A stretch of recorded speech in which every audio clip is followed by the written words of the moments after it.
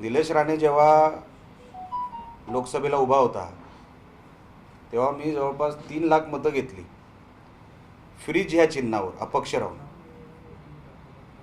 ती मतं आता बीजेपीला जॉईन झाली. बीजेपीची अगोदरची मतं, राणे आल्यानंतरची मतं, ह्याच्यामध्ये ती मतं ॲडच झालेली आहेत. ती मोजणारच आम्ही. मागायचा अधिकार जो आहे तो आम्ही गमावलेला नाही, आम्ही मिळवलेला आहे.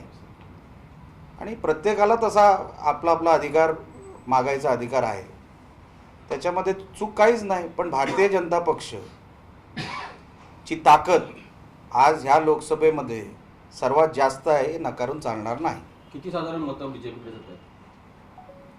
बघा, हा एवढा असा प्रश्न तुम्ही विचारलात म्हणजे तुम्ही मला काय इलेक्शन कमिशन ऑफ इंडिया समजता की काय? मी तुम्हाला माझी मतं सांगितली.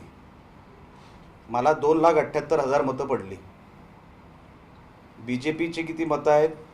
सरकारमध्ये आल्यानंतर ज्या काही शिंदे फडणवीस साहेबांच्या सरकारमध्ये फायद्याच्या गोष्टी झाल्या, लोकांच्या तळागाळापर्यंत ज्या काही योजना पोचल्या, त्याचा इम्पॅक्ट आम्हाला ग्रामपंचायतीत दिसला. आता ग्रामपंचायतीमध्ये खास करून सिंधुदुर्गामध्ये 80% ग्रामपंचायती आम्ही जिंकल्या भारतीय जनता पक्ष म्हणून. त्याची आकडेवारी तुम्ही ग्रामपंचायतीची घ्या. जेव्हा 80% ग्रामपंचायती एक पक्ष जिंकतो एका जिल्ह्यामध्ये, त्याचा अधिकार असतो.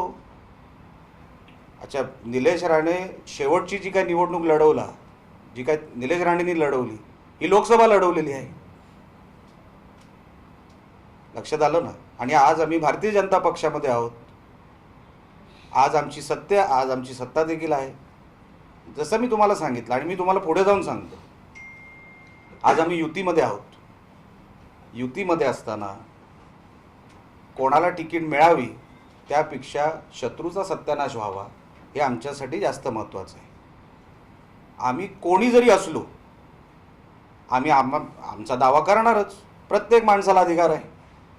पण शत्रू नेस्तानाबूत व्हावा ह्याच्यासाठी कधी 2 पावलं मागे, कधी 2 पावलं पुढे पक्षश्रेष्ठी जेव्हा सांगतील तेव्हा आम्ही तसे तसे वागणारे कार्यकर्ते आहोत.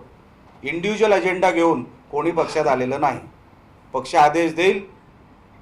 आमच्या सकट सगळे युतीचे जेवढे नेते आहेत, ज्यांनी ज्यांनी पत्रकार परिषदा घेतलेल्या आहेत, सगळ्यांनी एकच सूर ठेवला आहे. आम्हाला पक्ष सांगेल, युतीचे आघाडीचे नेते सांगतील, आम्ही आमचा निर्णय पक्षावर सोपवलेला आहे. युती आहे. युती जे निर्णय घेईल युतीचे नेते, आम्हाला सगळ्यांना मान्य असलेच पाहिजे. आहेच, दुमत काहीच नाही. सर, खासदारकी संदर्भात वेगवेगळ्या नेत्यांची नावं पुढे येत आहेत. तुम्ही लोकसभेला इच्छुक आहात का या वेळेला? कारण तुमचं नाव या संदर्भात कोणी पुढे करत नाहीये. ते तुमच्या नाही, मीच केलं नाही पुढे. मी मागेही बोललो होतो, एका मला वाटतं TV9 चॅनलला बोललो होतो की लोकसभा लढावी ही आत्ता माझी इच्छा नाही. मी पक्षाला कळवलेलं आहे. तर मला लोकसभेचा प्रश्न विचारूही नका, कारण का मी त्या स्पर्धेतच नाही आहे. पण पक्षाने जबाबदारी दिली तर माझं उत्तर संपलेलं नाही अजून. तर मी त्या स्पर्धेतच नाही आहे. पक्षाने माझ्यावर जबाबदारी दिली कुडाळ मालवणची. तिथून जास्तीत जास्त मतं लोकसभेला कशी द्यावीत ह्या प्रयत्नात मी आहे. पक्षाने जी जबाबदारी दिली त्या जबाबदारीमध्ये माझं काम चांगलं राहावं, चांगलं असावं, हा माझा जो प्रयत्न आहे, मी त्याच्यातच बिझी आहे. मी लोकसभा मागितली देखील नाही किंवा मला लढवायची देखील नाही. हे मी अगोदरच पक्षाला स्पष्टपणे सांगितलेलं आहे. त्याच्यामध्ये माझं नाव मीच सांगितलं की घेऊ नका म्हणून. पण मतांचे आकडे पाहता दावा प्रबळ आहे लोकसभेला. भारतीय जनता पक्ष म्हणून आम्ही मागतोय. भारतीय जनता पक्ष म्हणून आम्हाला ती तिकीट हवी आहे. कारण का आमची ताकद आहे. अगदी चिपळूणच्या टोकापासून ते बांधाच्या टोक्यापर्यंत आमची ताकद आहे आणि ती सगळ्यांसमोर आहे. तुम्ही सगळे आकडेवारी, आता तशा काय निवडणुका झाल्या नाहीत, ग्रामपंचायतीच्या जास्त झाल्या. ग्रामपंचायतीच्या निवडणुकीचा तुम्ही निकाल बघा काय येतो, त्याच्यामध्येच तुम्हाला कळेल भारतीय जनता पक्ष 1 नंबरचा पक्ष आहे की नाही. ह्या लोकसभेमध्ये तर आहेच, म्हणून आमचा दावा राहीलच. तुम्ही सिंधुदुर्ग जिल्ह्यात 80% वर्चस्व आहे म्हणताय. कारण तुमचं तेवढं आहे, पण रत्नागिरी जिल्ह्यात 4 तालुक्यात तेवढे तुमचं भाजपचं आहे का वर्चस्व किंवा तशी हे भाजप- तुम्ही नका ना ठरवू, आम्हाला माहिती आहे ना, आम्हाला माहिती आहे. आम्ही जे ग्राउंड वर्कवर काम करतो, जेवढ्या ग्रामपंचायती सिंधुदुर्गामध्ये होत्या तेवढ्या त्या प्रमाणामध्ये ग्रामपंचायती रत्नागिरीत नव्हत्या.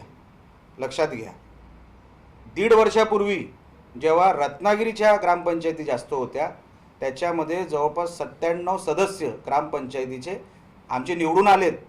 पत्रकार म्हणून आपण माहिती घ्या, मी तेव्हा इकडे सक्रिय होतो या जिल्ह्यात. आमचे शेकडो सदस्य निवडून आले तेव्हा अनेक ग्रामपंचायतींमध्ये, नुसतं चिपळूण नव्हे किंवा राजापूर नव्हे, अख्ख्या 5 तालुक्यांमध्ये. म्हणून तुम्ही अर्धवट माहितीच्या आधारावर बोलू नका किंवा प्रश्न विचारू नका. आमची छाप जेव्हा मी म्हणतो अख्ख्या लोकसभेवर आहे तर काहीतरी पुराव्यानिशी आम्ही बोलत असतो आणि ते पुरावे आम्ही तुम्हाला देऊ शकतो किंवा तुम्ही जनतेमध्ये जेव्हा खाली तुम्ही कॅमेरा घेऊन जाल तुम्हालाही लोक सांगतील की हा सदस्य कोणाचा आहे, हे एवढे सदस्य कोणाचे आहेत. म्हणून तुम्हाला सांगतो, प्रश्न विचारायच्या अगोदर ग्राउंड रियालिटी काय हे पण आपण लक्षात घेतली पाहिजे. जनशक्तीचा बुलंद आवाज म्हणजेच रत्नागिरी खबरदार.